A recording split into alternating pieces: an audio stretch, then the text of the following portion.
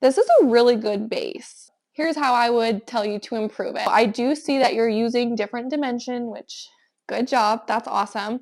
I would say let's simplify this just a little bit. So if there's something that shouldn't be in the image, it just doesn't make sense for it to be in the image, let's take it away, because I feel like with the pattern mat, which you're using the Monet mat, absolutely beautiful. It's a very busy mat, so I feel like we have to take things away to simplify. So what I would do, I would get your an invitation, the RSVP card that you have, and I would flip it up to where the flap, you can see the triangle, and I would actually put that up front. That's going to draw your eye, because your eye is going to make that triangle and is automatically already going to like look for a line. So you're going to want to put that up in the top left hand corner. So I'd put that up there.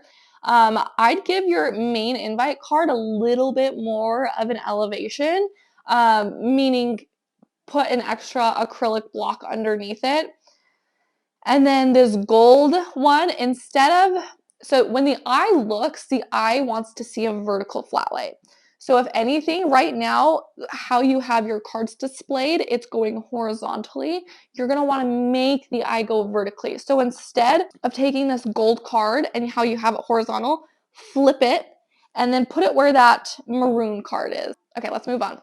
After that, I would say bottom heavy. So right now you have the perfume box, you have it up and you have it angled, not in the way that normally you would put something down. You're not going to tip a bottle upside down, especially with liquid. So I would say it doesn't look very natural doing it that way. I would move the perfume to the bottom of that flat lay. I would take out that gold dish. To me, it just looks a little too busy, just because you do have that liner, the gold liner, that's already kind of quote unquote busy. It's beautiful, but it's busy. So I would take out that gold one. If anything, if you're trying to show off, let's see, necklace and earrings, I would get one of our white ceramic dishes. It's very plain, and it's going to make that jewelry pop. I like how you have the placement of the ring box, and I really love that color of the ring box too. Well done.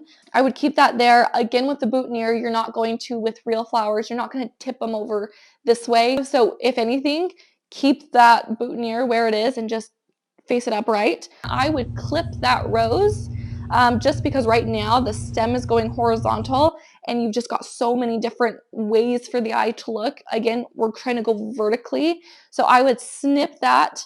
I would put it in one of our risers that has like the dips to make it face completely upright. And I'd put it right where you have it. I think that was a great placement. I would just get rid of the stem. And I think that would be a perfect flat lay. So well done. This was a good one.